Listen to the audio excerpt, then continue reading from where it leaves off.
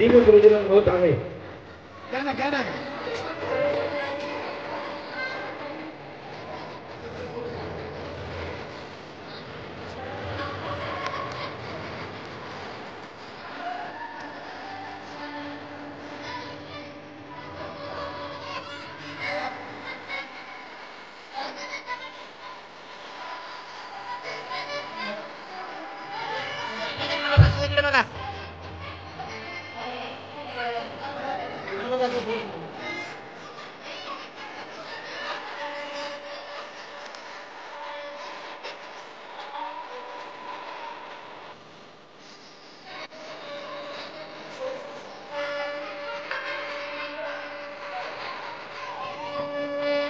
देवी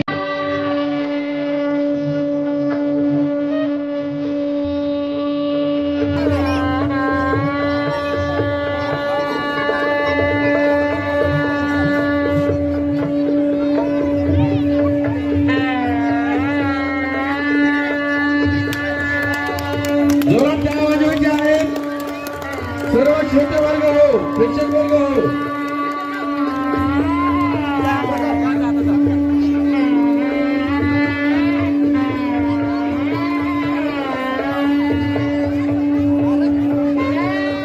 शिक्षण क्षेत्रातील ज्ञानवंत कर्तव्यदक्ष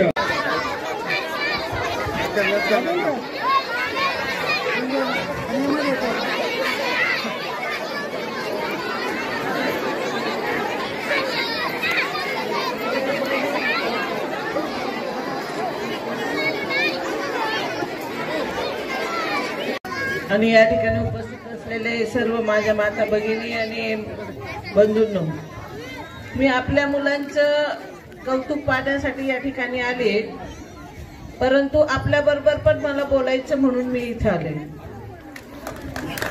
या ठिकाणी आपण आपल्या मुलांचे गुण जे आहेत, त्यांच्या मध्ये जे काही गुणसंपदा आहे त्याचं दर्शन आपण घेतोय, ते बघतोय।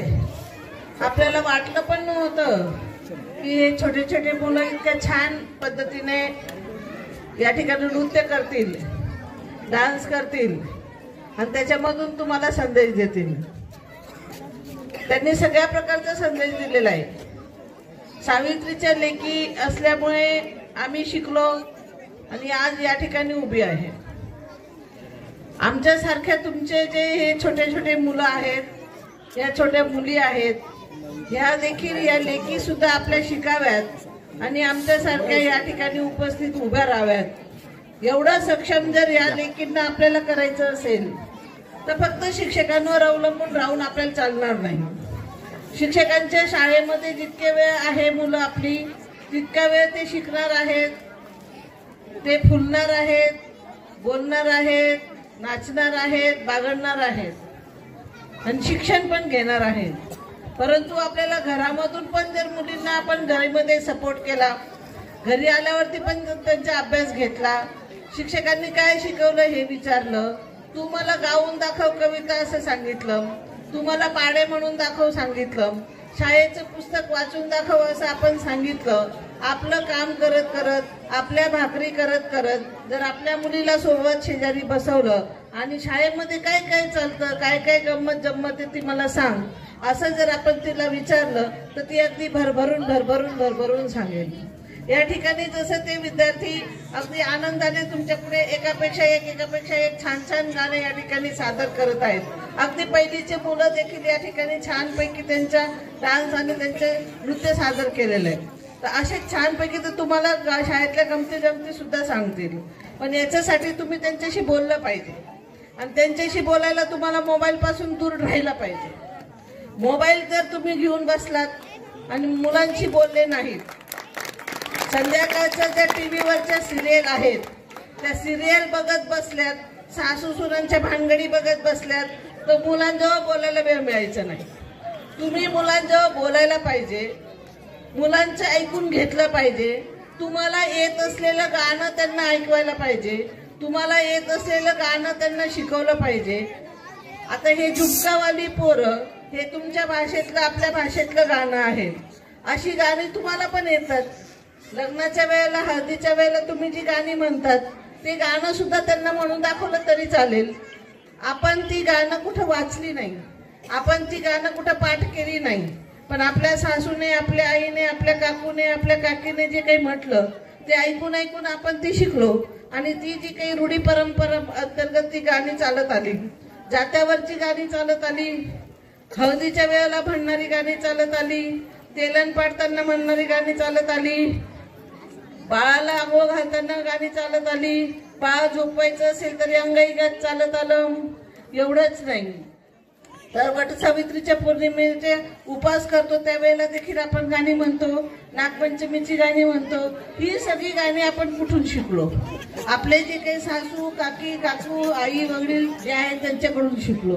मग तुमच्या या पुढच्या पिढीला तुम्ही शिकवलं पाहिजे. बहिणाबाई चौधरी या काही शिकलेल्या नव्हत्या, पण त्यांना गाणी रचता येत होती. ते गाणी स्वतः तयार करायच्या.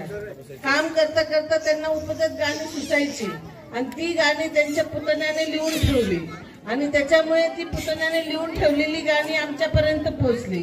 आमच्यातल्या काही लोकांनी बहिणाबाई चौधरींच्या या गाण्यांवरची PhD पण केलेली आहे, इतकं शिक्षण केलेलं आहे. एक अडाणी बाई, खोपामध्ये खोपा, सुगरणीचा खोपा, जसा जीवाने टांगला, संसाराच्या संदर्भामध्ये पण गाणी म्हटली.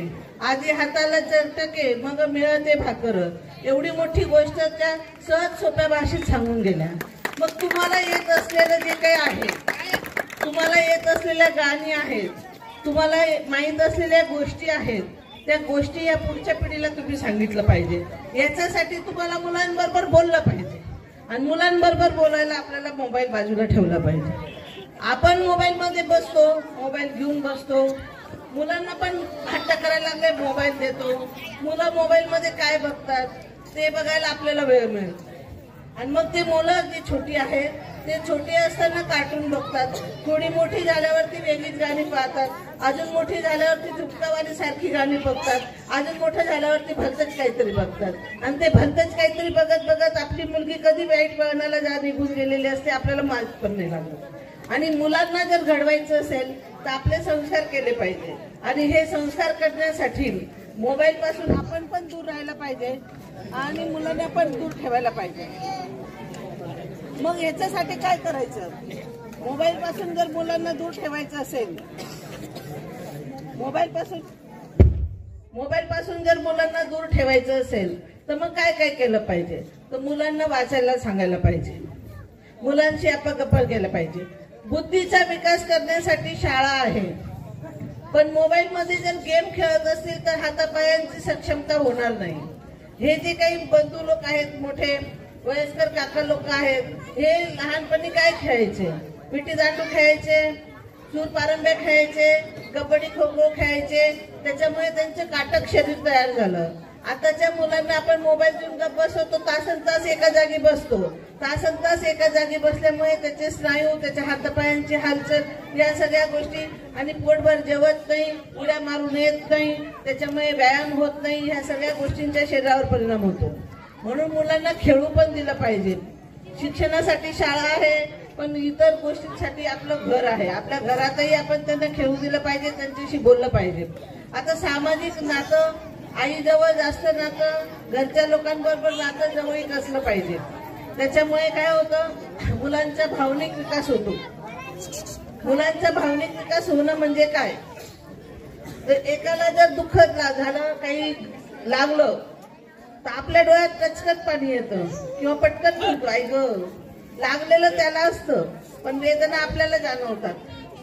हे असं संवेदनशील मन घडायला त्या मुलांबरोबर आपला सामाजिक विकास होणं गरजेचं आहे. आणि सामाजिक विकासासाठी मुलांना सगळे नाती गोती आहेत ही सगळी माहीत झाली पाहिजे, यांच्याशी बोललं पाहिजे.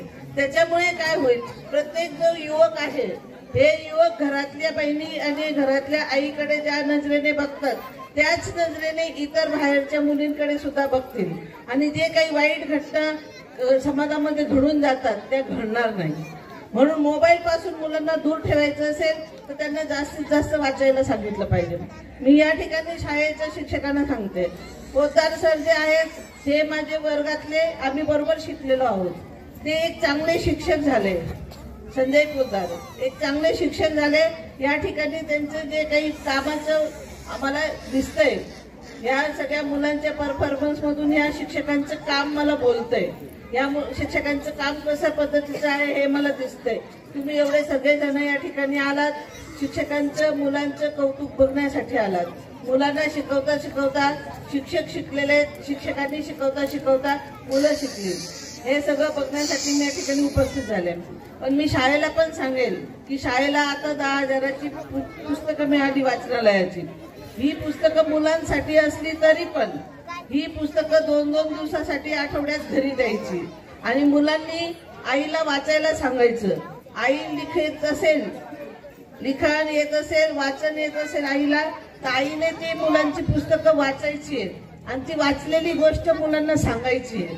मुलांनी या ठिकाणी अट्टाहास धरायचा की आई पुस्तक वाच आणि पुस्तकातली गोष्ट मला सांग. ज्या आईला लिहिता वाचता येत नाही त्या आईला मात्र मुलाने वाचून दाखवलं पाहिजे.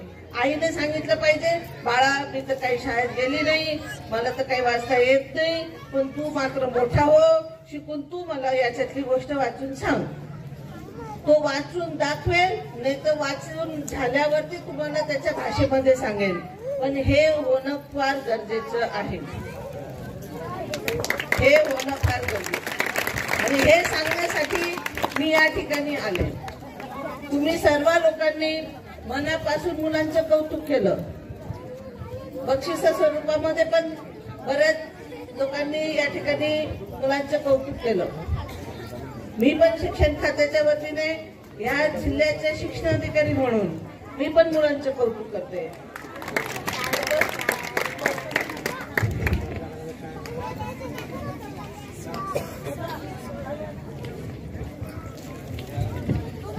या शाळेचे जे मुख्याध्यापक असतील त्या मुख्याध्यापकांनी या ठिकाणी यायचंय, माझ्याकडून बक्षीस घ्यायचंय. माझ्या हातात किती पैसे आले मला माहित नाही. जेवढे आले दान देताना मोजत नसतो. धन्यवाद मॅडम. या सगळ्या जमा झालेल्या रकमेमधून शाळेचे सदुपयोग करतील असं मी इथे अपेक्षा व्यक्त करते. तुम्ही सर्वजण या ठिकाणी मुलांचे कौतुक पाहायला आले म्हणून तुम्हाला सगळ्यांना धन्यवाद आणि जय हिंद. धन्यवाद मॅडम, खूप खूप आभार. खरंच खूपच मोलाचा संदेश. आपल्या जिल्ह्याच्या शिक्षणाधिकारी आदरणीय डॉक्टर किरण कुवर मॅडम या माझ्या मोठ्या बहीण आहे. आम्ही एकत्र शिक्षकी पेशाचं शिक्षण घेतलं. आणि दुसऱ्या माझ्या लहान बहीण आहेत आपल्या सांगवी पीठाच्या विस्ताराधिकारी, त्या सुद्धा डॉक्टर झालेल्या आहेत, डॉक्टर नीता सोनवणे मॅडम यांनी आणि